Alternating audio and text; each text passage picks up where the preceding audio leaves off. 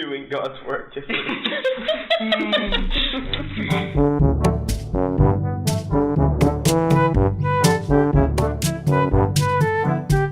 For the listeners at home, there was a bunch of words on a whiteboard, and one of them was animals. So Tiffany erased like part of the middle part, and now it just says anals. Starting off this podcast, PG. We are adults. We are adults. This is not PG. Don't show this to your kids. They can listen to it though. Yeah, I mean, I guess if you have some fucked up kids, or are a bad parent, or both. Which I doubt you are.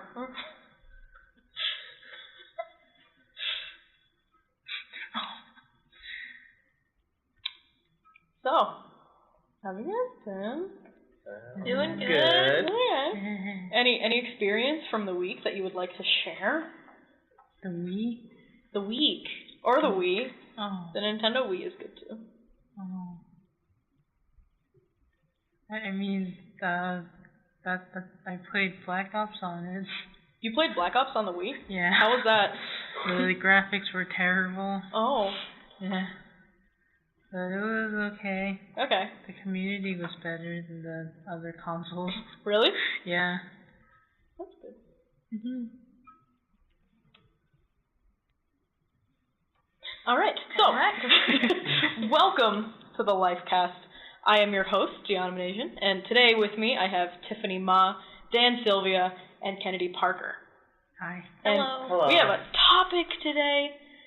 We will be discussing writers and artists' block and a lack of inspiration to start off. So I know at least 3 of us. Dan, I'm not sure if you do any like writing or art or anything. I mean, but video production kind of falls into this. Okay. So. I write. Kennedy writes and does art, and Tiffany does art. I do? Yeah, you're good at art. I was aiming for the lack of, what do you call it? Motivation. A lack of inspiration and motivation. Yeah, I thought I was part of that part. I think we all have been at one point. Oh, yeah. So, half my college career. Actually, I don't know how this is, my like college work ethic is going to transfer well to grad school, because I'm not planning on doing a master's degree. I'm just going straight to PhD. You can do and, that? Yeah. Wow. And PhD is like so much more intense than anything I have ever done in school before.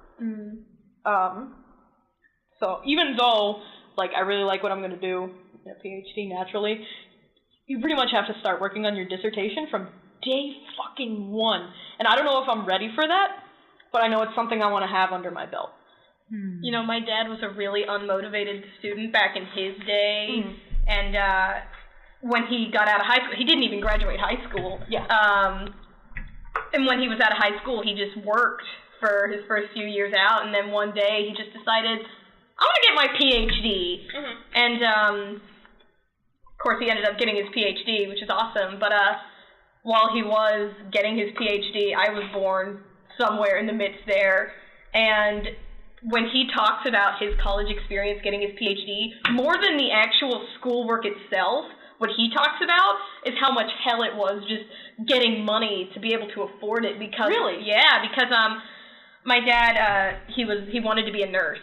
Oh, okay. And to just put it into perspective, he had 2 toddlers, me and my sister Katie, and he was a full-time student, and he had 3 jobs, all of which he absolutely hated. He drove people to and from surgery. He cleaned up laboratories, and then the one he talks about the most, this one has scarred him for life. He went to Georgetown, and at the time they had some monkeys that they weren't, I don't want to say experimenting on, but they were using for science in some way, shape, or form. Test subjects. My dad had to clean the cages. And he had... So he encountered the shit smeared on the walls and his numerous times. And his face. And his face? Yeah, no. Like, they wouldn't remove the monkeys and he'd clean them. He had to remove the monkeys himself? Yes. And he makes sure that we all know it. And, like, when I was a kid, when we'd go to the zoo, like, he would straight up tell us, like, we're not going to see the monkeys. We're gone. Bye. Bye. Go right to the reptiles. I don't care. I'm over it. I'm done. Yeah. I'm done. I lived that.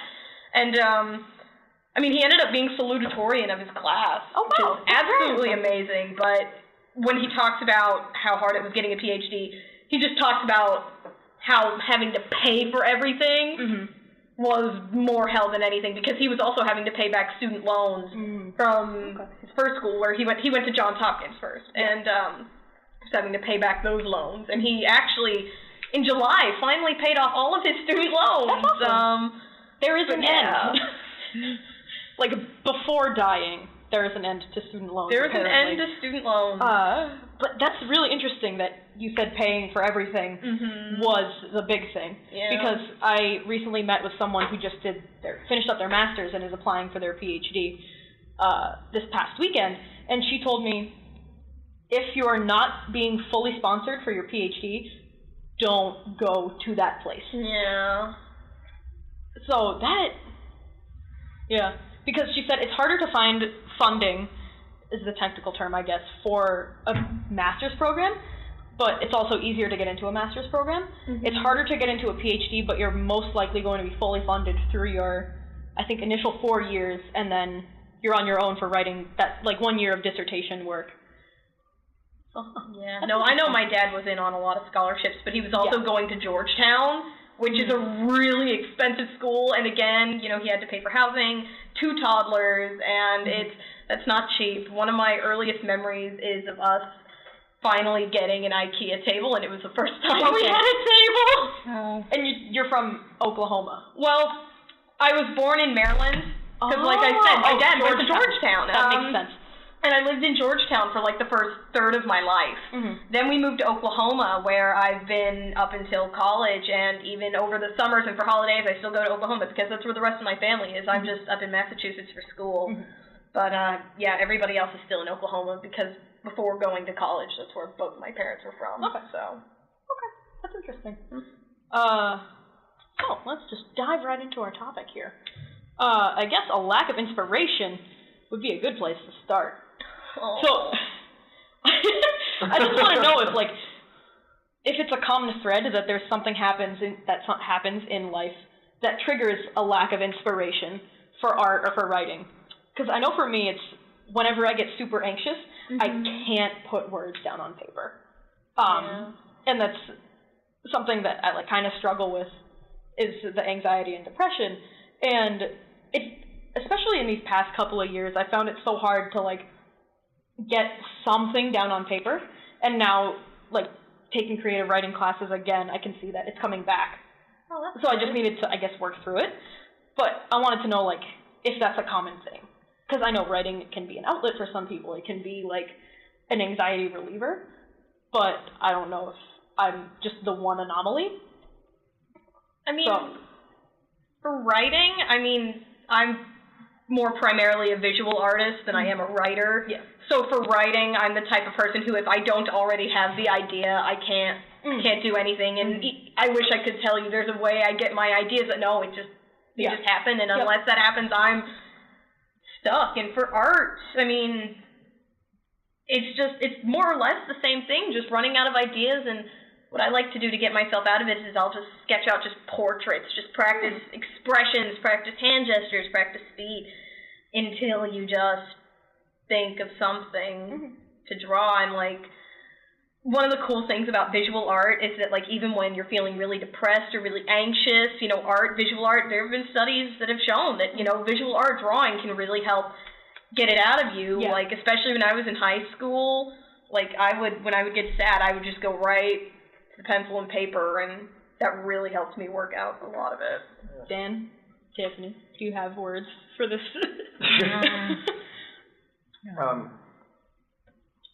When it comes to writing and stuff, or even video production. When it comes to working on just a project in general, I actually tend to work better under pressure. Okay. So if I'm feeling really anxious or nervous or whatever, I can actually focus better on something. I don't really know why, it's just a thing.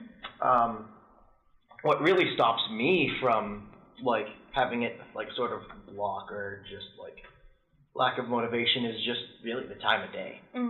What happens a lot is, like, I'll be, like, super gung-ho about something and get a lot of it done, and then just one day I'm just, like, and this goes for everyone, you know, sometimes you're just not feeling it. Right. But, like, for me, I feel it lasts for a particularly long time.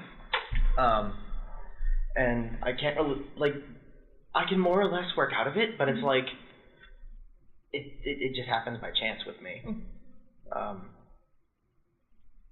That's like, and sometimes I just can't get shit out. What I normally do to, like, stop it is, if I'm writing something, I won't care about how it's composed or anything like that. I'll just spit out as much as I can, and I'll work on putting it together later. Or as something like, I don't know, video editing, I'll just take some stock footage and just, like, clip it together, because editing is a very, like, particular process. Yeah. You can basically tweak everything until you like how it is, like, perfectly. And I feel that that can actually just get some of the creative juices flowing.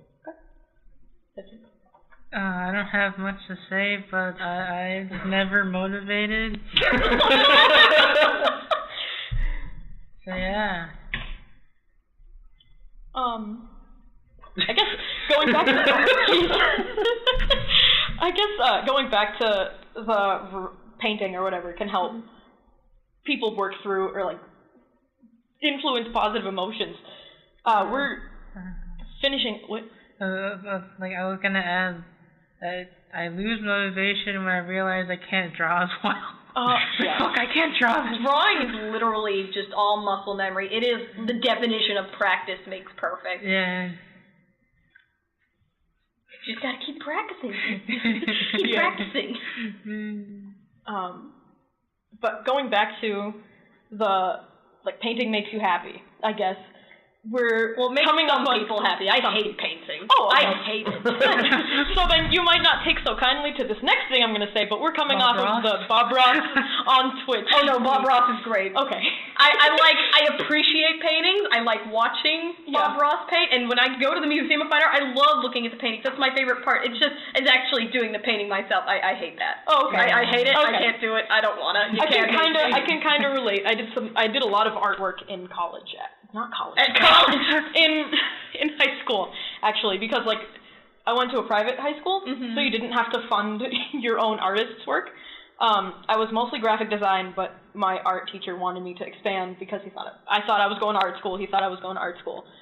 And I needed a portfolio. And so as I approached application dates and, like, finally got accepted to college and stuff, I was like, well, I still have this directed study 5 times in the schedule rotation. That's like, it was a schedule of 6 days, but we only had school 5 days a week. So if a week started on Monday, it would be day 1, 2, 3, 4, 5, and that following Monday would be day 6. Yeah. My high school was the same way. Yeah. So, like, I had 5 hours every 6 school days to, like, do something.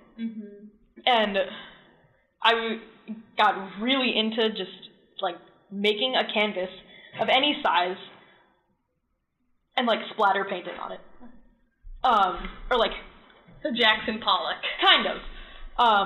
I also did, like, one piece with 3 panels that I just took colored ink and diluted it and then dripped it down, like, over paper. So that was fun.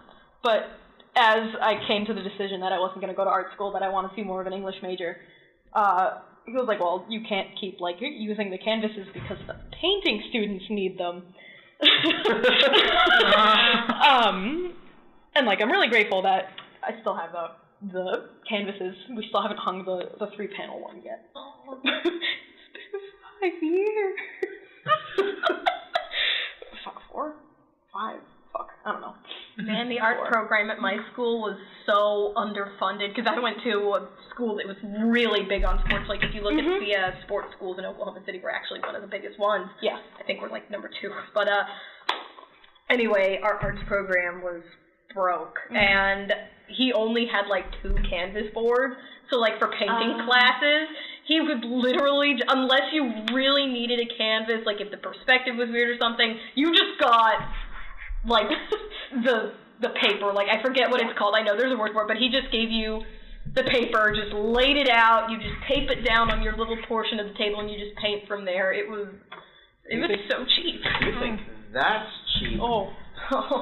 Let me tell you. Let me tell you. Think of your stories for this one, Tiffany. Stories? I just had something in mind, that's all. Oh, okay. Well, then keep it in mind. Yeah. Oh, okay. Let me tell you how terrible the art program is at my old high school. Okay? Is this in Massachusetts? Yes. Yeah. Oh. I'm from Wynn. Yes, it's in Massachusetts. Oh, okay. He's never been out of New England. Oh. Like, even for vacation? No. Well, technically I have been because, like, I went to New York for a mission trip, and that's technically not in New England. Really? But other than, no. But It's you like, haven't it's gone, on the border. like, I haven't to gone, Disney like, or anything? No. Okay. But yeah. Well, he'll be going to Oklahoma with me in February. Yeah, for all the wrong reasons. Yeah, no, it's for Iron Maiden. Yeah. But yeah, anyway, about how my school has a shitty art program. We had one room about maybe half the size of this room, and So one probably teacher who didn't know anything about art. 20 by 15 feet is the size of the room. Yeah. We had like a walk-in closet size room. Oh, that's a dear. big-ass walk-in closet. Well, okay, I don't know the actual size of a walk-in closet. If you're rich, it's like another room. If you are not, it's like a slightly bigger closet. Oh, well, then never mind. A little bigger than that. So like a small, like a upper middle class walk-in closet. An upper middle class walk-in closet. There we go. But yeah, it was about that size. Our teacher actually knew nothing about art. Mm-hmm. Didn't even take any formal classes. Wasn't even a hobby. They were just thrown in there because they needed an art class. And we had 4 different art, 1 through 4, just art, not specific kinds of art, just art.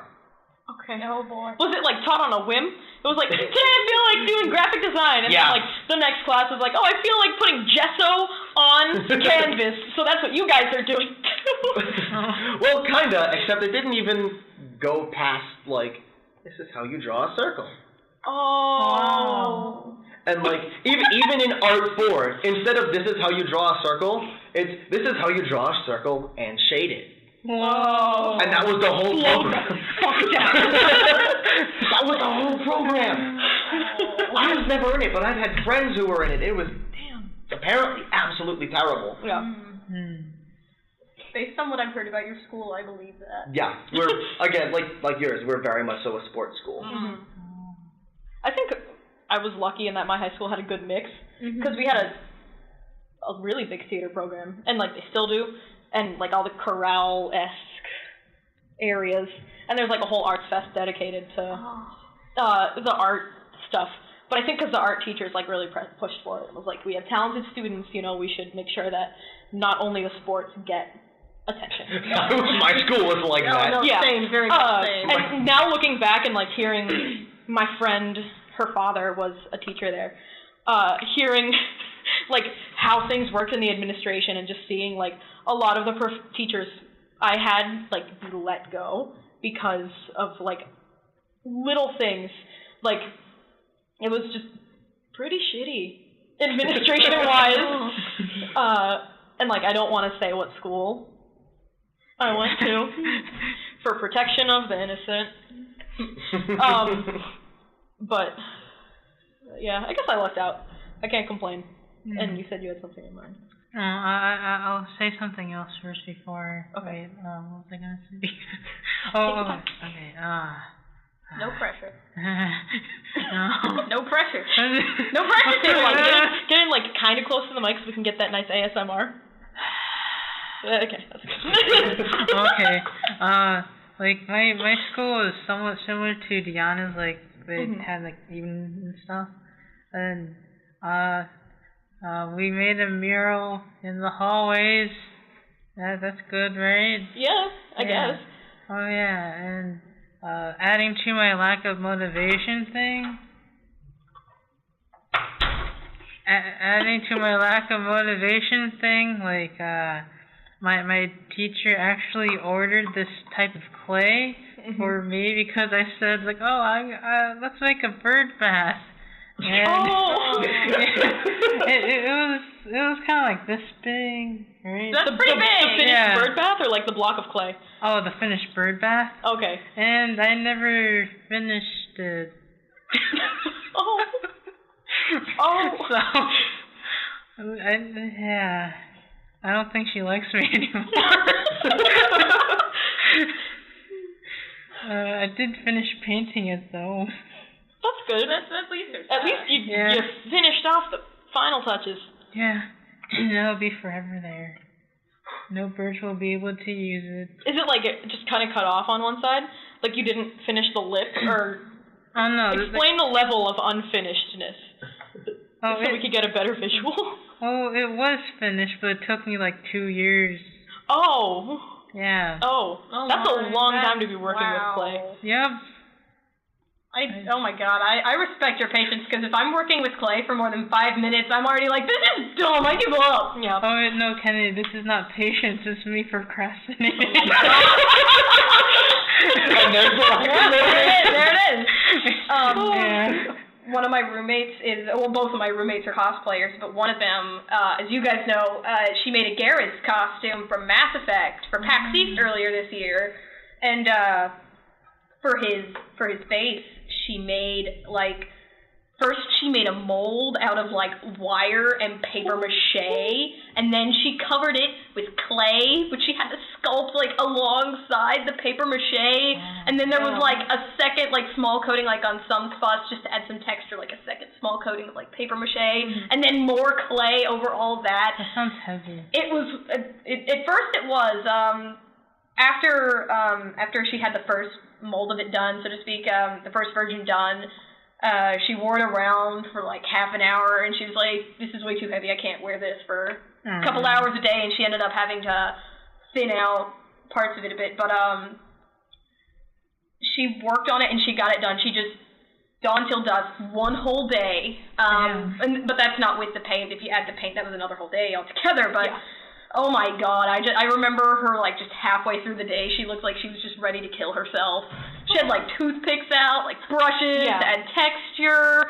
She was she had these weird tweezers that she was using to poke parts of it in to get the smaller parts, the part between his eyelid and his eye, and oh my god, she was ready to kill herself.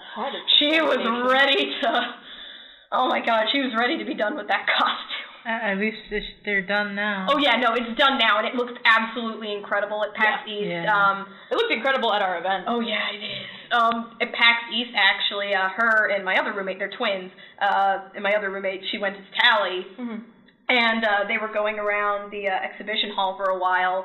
I forget what game it was, but they went to some indie games booth, and they were playing it for a bit. Yeah. And they came up to them, and they were like, hey, we've been looking for pictures of really good cosplayers playing our game for our website. You guys are some of the best cosplayers we've seen all day. Can we snap some pictures of you guys playing our game? We'll put them on the website. We'll credit you and everything. It'll be great. And oh my god, I remember them coming home. It was the highlight of their day. Oh my god, those are amazing costumes, though. I want to cosplay, but I'm too lazy. Yeah. I have a lot of respect for cosplayers. Because I've tried to get into all the sewing and shit, and I'm like, no. Can't it just be? No. Yeah. I tried it once. Yeah. I pulled it off, but it was terrible. Yeah. I think the closest I ever got to making a cosplay costume was last year.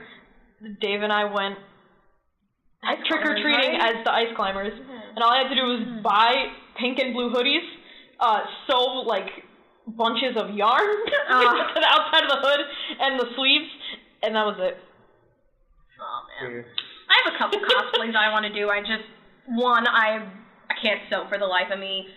And even then, even if I could, I'm broke. I have no money to afford a costume. My roommates on their Garrus and Tally costumes, they must have dropped at least $200 on each.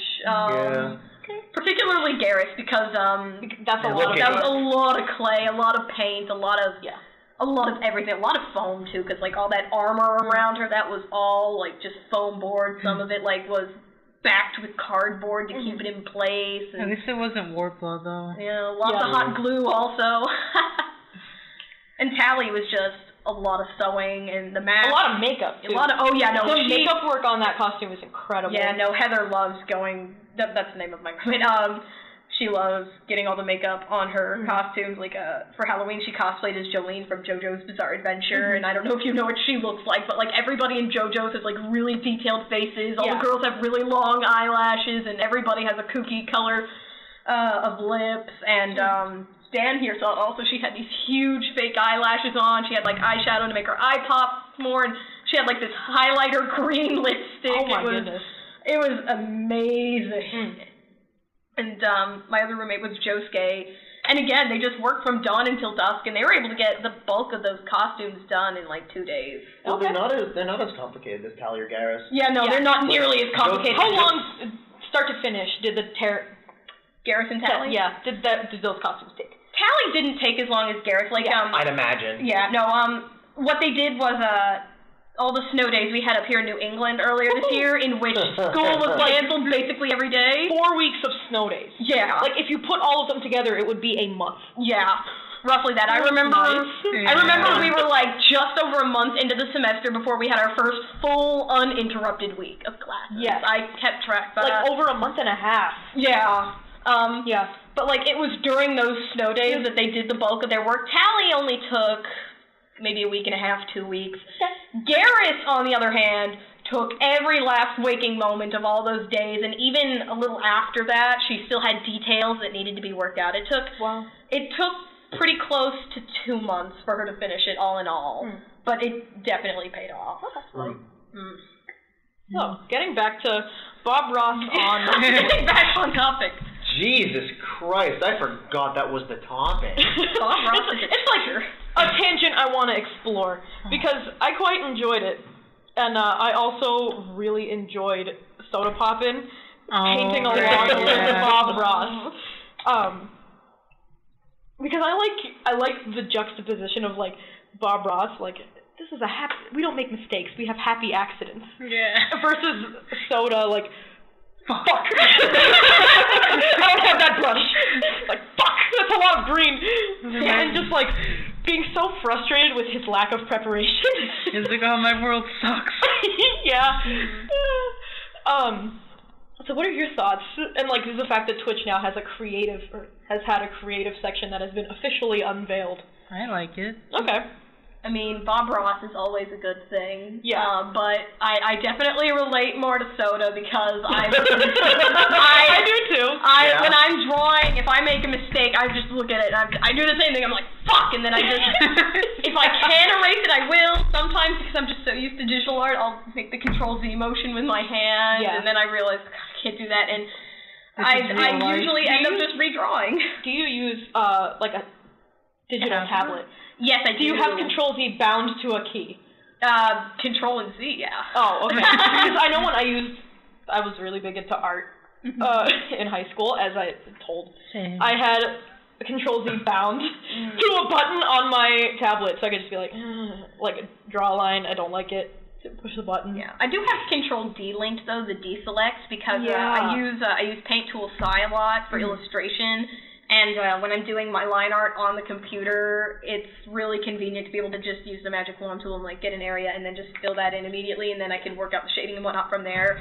But I always forget to deselect it before I go to my next area, so I have Control-D linked to the little top part of the pen, so I can just do that and just, boop, done. And then, which version of the many digital tablets do you have? I actually got a new one in August. I had been using a bamboo tablet for a very cheap one. I don't know the exact model, make, etc. All I know is that it was $50, and I bought it in, like, 2009. And it lasted me until this year.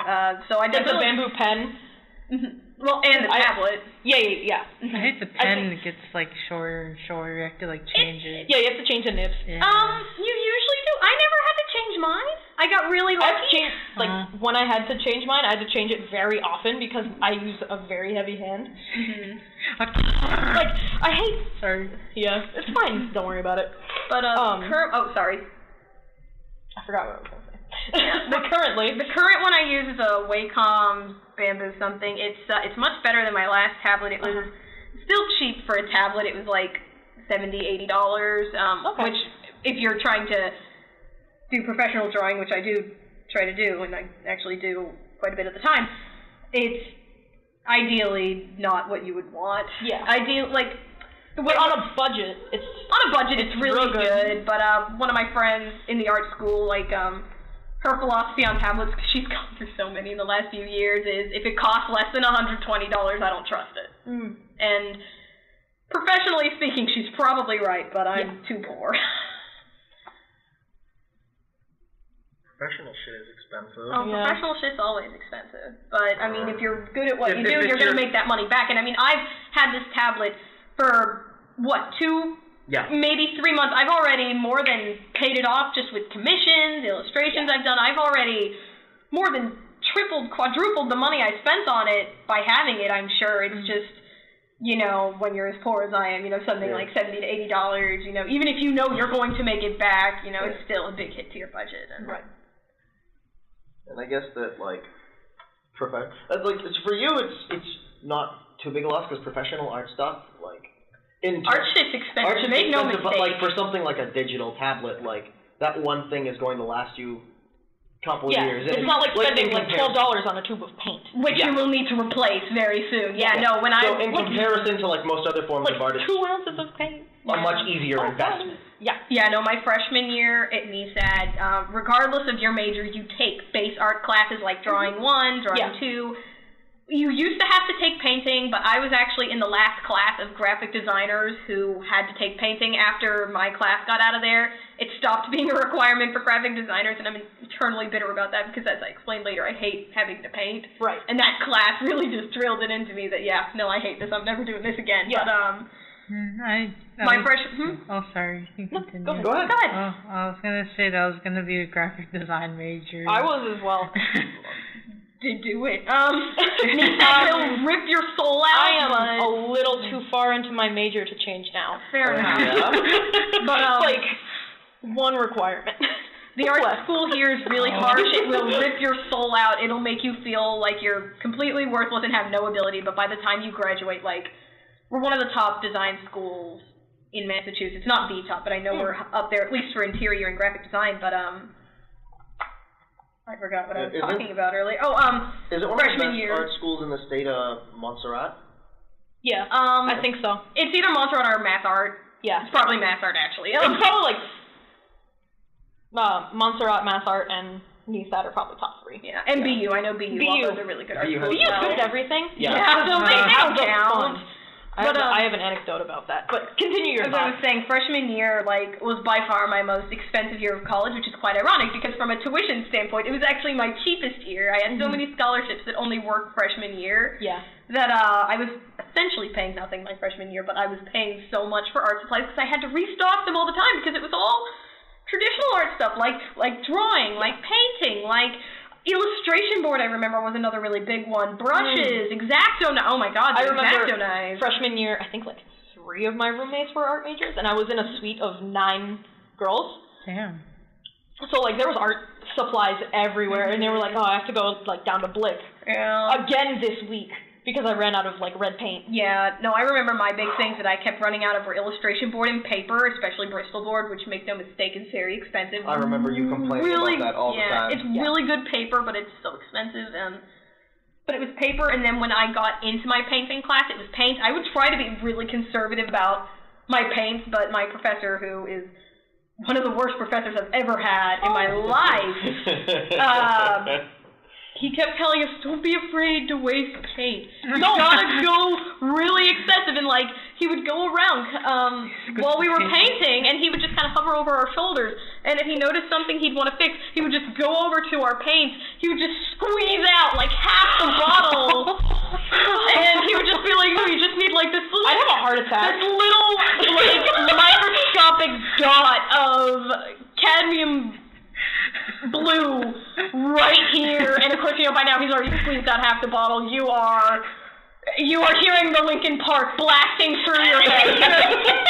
You're ready to go home. Playing that Hello Darkness. You're playing that Hello Darkness, and you're ready to go home, and then he would just walk away like nothing happened. And then it would be like the next day of class, you'd be working on a painting, and of course it's an ocean where you need a lot of blue. Oh my god. And you wouldn't have any left because, you know, he took all of it yesterday. You'd be working on your painting, trying to make the most of all your greens, your yellows, everything. Yeah. And he'd go around and be like, you need more blue in this. Why don't you have any blue?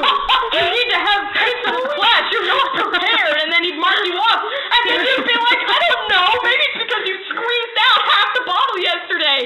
I don't know. Interesting story I actually have about this professor. Oh no. This is more interesting than the one you just told us. Yes, very. Dan, I think Dan knows where I'm about to go with this. Probably. I've heard all your Bartnick stories. Oh yeah, Bartnick was his name. Sorry, I'm gonna name drop him. He's super. He deserves doesn't it. care. From what you've told me, he deserves it. Oh, he does. He would literally. There were multiple occasions where he would assign something and then forget he assigned it, and then we'd all have it, and he'd be like, "Oh, you didn't need to do that," and then vice versa. He wouldn't tell us we had an assignment. Yeah. We'd all come. He'd remember that. And then he'd remember, and it'd be like Monday. Nobody would have it. He'd be like, "Where are all your assignments? Zeros for everybody. You're all the most unprepared class I've ever had. Oh my god." He had multiple. Did you do this for multiple classes? Oh yeah, I had him for 2 classes. Anyway, here's my little story. First semester, my freshman year, I had him for color, and which now in the art school they've fused into color and 2D design. But when I was a freshman, they were 2 separate classes, which I'm very glad about. But anyway, our very last assignment, because the whole class was about just color theory, you know, how to get a good color scheme, the color wheel, light, all that shit. And our very last assignment for the whole year was to digitally, so that way we had more of a color palette. Thank God, because we had to use that paint in that class too. I hated it. Our last assignment was to make like a square. It was like, these aren't the exact numbers obviously, but it would be like a 7x7 square, and like every square is 1 inch, and it had to be a different color, and it had to represent an idea or a thought or something. I remember my roommates doing this assignment. Yeah, and but the point is, it just had to be a color palette that represented something, and just making sure you got that idea across through nothing but color. Yep. So what did I do? I made no attempts to hide my disdain of this professor throughout the entirety of my time in his class. Yeah, I made no attempt. I would constantly call him out on bullshit, and he would constantly just tell me to shut up. But so for the final assignment, I made a bunch of really bright and obnoxious colors, and then in the middle, in really dark colors, I made a skull. He wanted it printed on like cardstock or something fancy, not generic printer paper. Yeah. And he wanted it printed tabloid size. So what did I do? I printed it out on regular letter paper, and I printed it out on photo paper because I had an assignment in another class that I had to buy like a huge stack of photo paper for, and I hadn't used like maybe 3 sheets of it, so I had like all this photo paper and nothing to do with it. And I used that for photojournalism. Yeah, I did actually. And I also purposely printed it out in a printer with like low ink. Okay. And on our last class, we were just explaining everything in our assignments, and I was like, with mine, the bright and obnoxious like this picture represents my experience in this class. The bright and obnoxious colors represent the headache this class gives me each and every day. The skull, of course, being death, which I wish for constantly every time I enter this godforsaken door. Oh. And I printed it poorly and on the wrong paper to represent the inconsistency of the assignments in this class, of you going back and forth, telling us one thing and wanting another, because with you, I genuinely have no idea anymore. And I made this, I don't remember how I did it, but I made this rant last like a solid 5 minutes. Mm-hmm. And I was actually applauded. And Bartnick, you know, by the time I finished, he was just like, okay, sit down. And I failed that assignment. Wow. I got a C in that class overall. C's get degrees. I did that thinking, you know, I'll never have to deal with this professor again, but I had him the next semester for painting. But I remember a few days later, just a random junior, senior, I don't even know, this random person in NESED walks up to me and they're just like, hey, aren't you the freshman that ripped Bartnick a new one? And I was just like, yeah, and he just high-fives me. Total stranger just high-fives me. And I was just like, I guess my little speech is famous. He retired. He retired after that year, and one of my other professors actually told me when we were talking once later, he was like, I think you're part of the reason why. Yeah. And I was just like, I hope.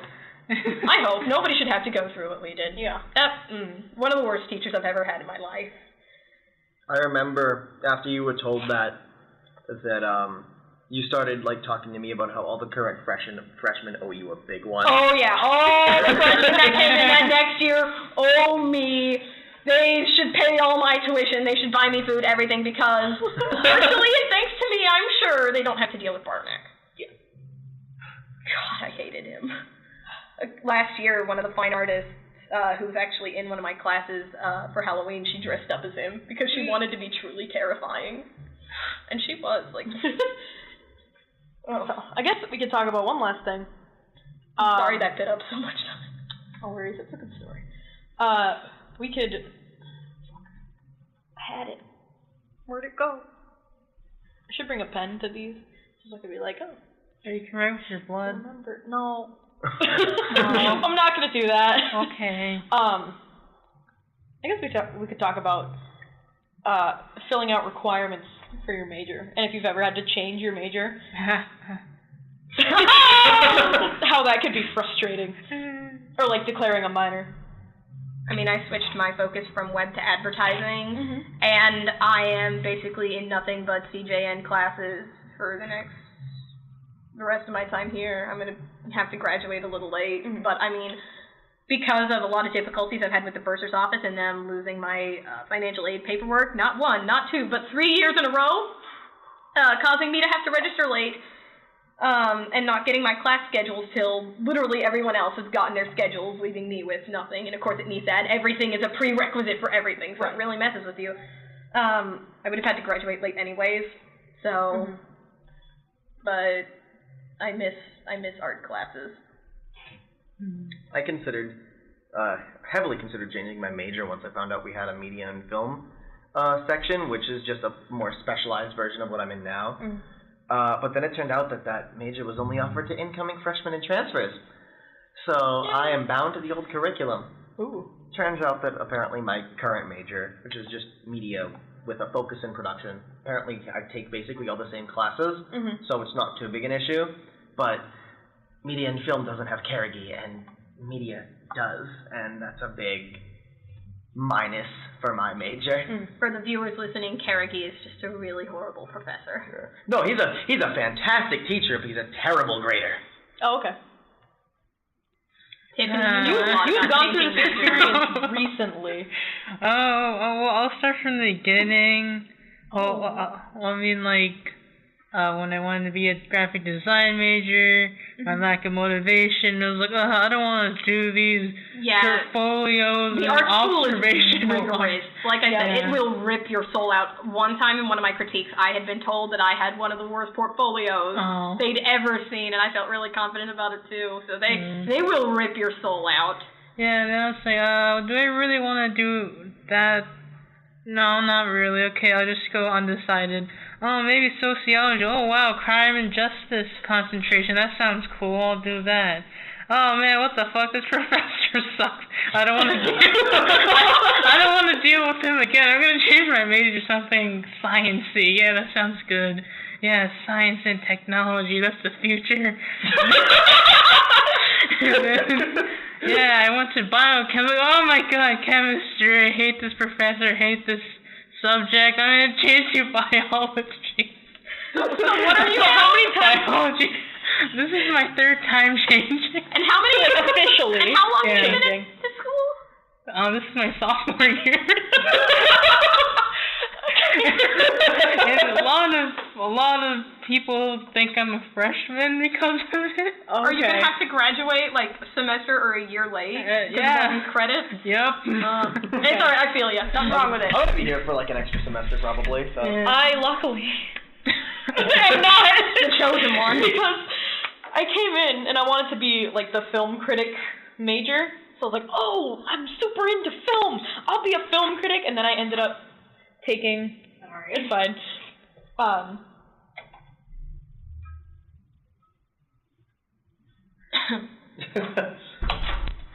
I ended up taking a bunch of English classes, and I was like, I really like this. And I had my advisor, who is one of the best classics professors we have. He was like, I'd really like to see you become a classics minor, because I think you have a real talent for it. You have a real talent for analyzing the works. You have a talent for, writing the poetry. You have a talent for, everything in this field. So I was like, okay.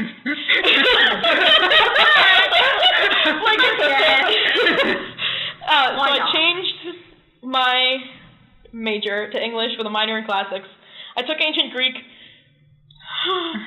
Considered changing out of classics, but I was like, I already have, 3 of my requirements for the minor done. So I was like, fuck, I am up to the creek without a paddle, I am too far down. Because I feel like with a lot of liberal arts, or humanities things, especially with meteorology and super niche majors, everyone comes out of the womb with a desire to do these majors. So the other English majors are I read Chaucer at the thinking cup in my spare time, and I'm like, I'm playing video games. I haven't read a book in 3 years.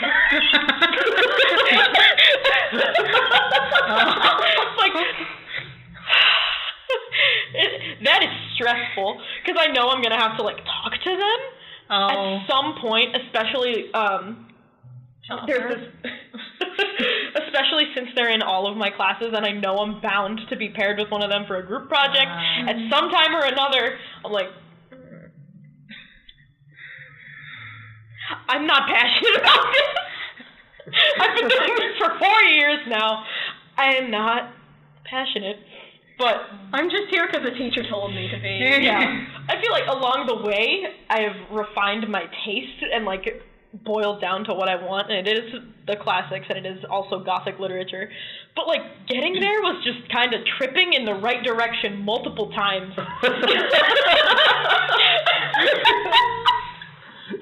So, actually, because I had to change my major so many times, I was like, oh, fuck. I'll just be a computer science double minor with the classics, and then up to this semester, I hadn't put anything towards it. I put nothing towards it, even this semester. So my professor was like, yeah, just take this off, my advisor. And I finally did that. So now once I take the last required English class I have to, next semester, I'll be fine. Sweet. You made it. I made it. I survived. Wait, how many times did you change your major? Once my major and twice my minor.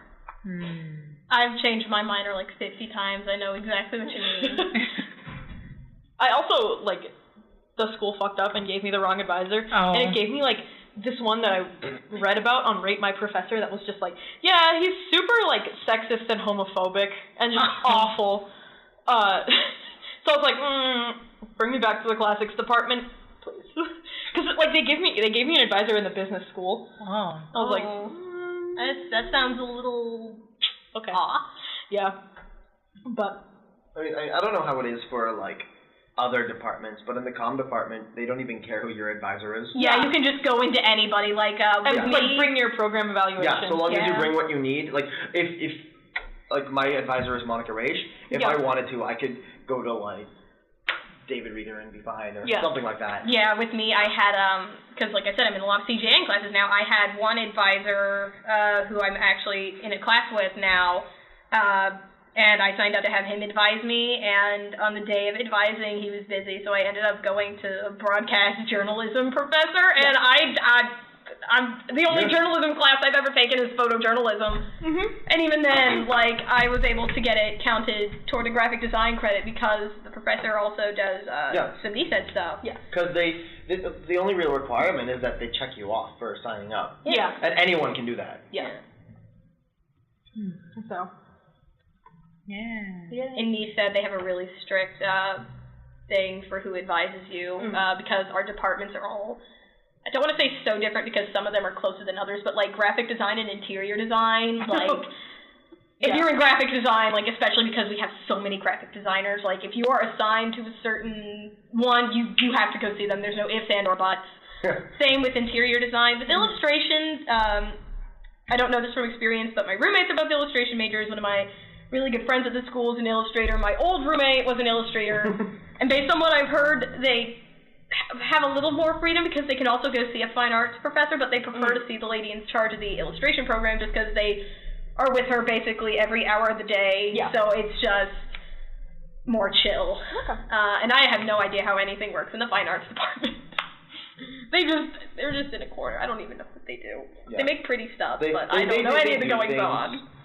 One of my roommates, very good friends, was a fine arts major. And she was in our dorm a lot because she lived like right down the hall. Yeah. And she'd do a lot of her projects there, and it's just like everything. They do stuff. Very pretty. Very nice stuff. But it's like if you ever try to pinpoint what exactly they do, you're just stuff. Art. Yeah. All right. Well, that is all the time we have for the Lifecast today. Thank you, special guests, for appearing. No problem. And I am quickly going to plug our 24-hour stream that we will be doing for extralife.org.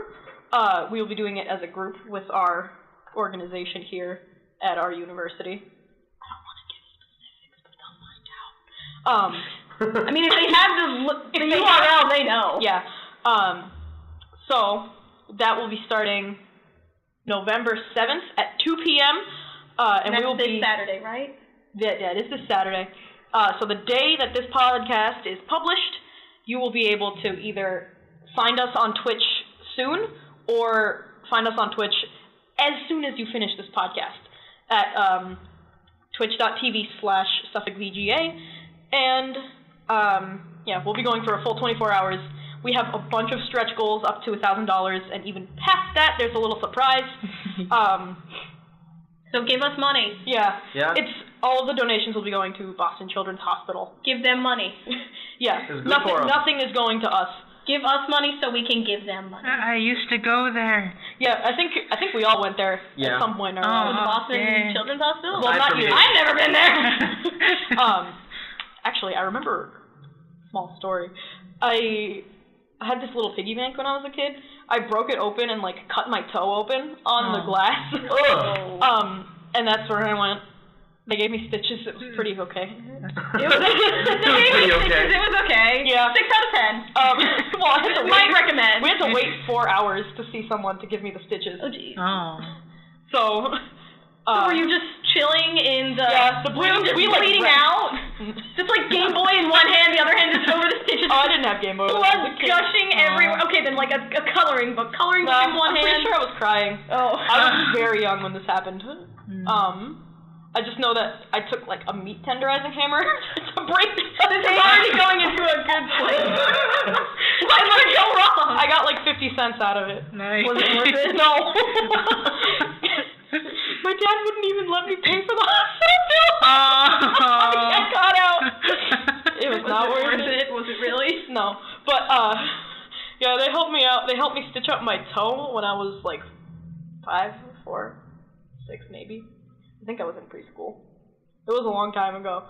But before you end that, I actually have a very similar story. Okay. When I was 4, something like that, this was when I still lived in Maryland. We were living in a really small apartment, and my mom was vacuuming, and I don't know why it crossed my mind. I just remember, for some reason, thinking, I wonder what a vacuum feels like. So I just stretched out my foot so that my mom would run it over, because I didn't know it was going to hurt.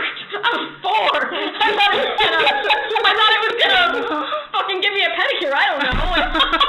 So, dirt off of all of your toes to make them out shiny. That's what I thought would happen. So I just that's not what happens. That's the nail I mean, kinda. So I just kind of stretched out my foot just casually so my mom wouldn't see because she was really preoccupied. And then it hit my foot. You just hear all this just gushing, just brrr noise. And oh my god. It took us both a second to realize that it had hurt a lot. And and this was still while my dad was in school, and, like I said before, my dad went to Georgetown, and we were right by Georgetown, and, of course, it's a hospital, and so thankfully we got to I'm told that even though I was crying a lot, we got my foot stitched up almost for free because my dad did it.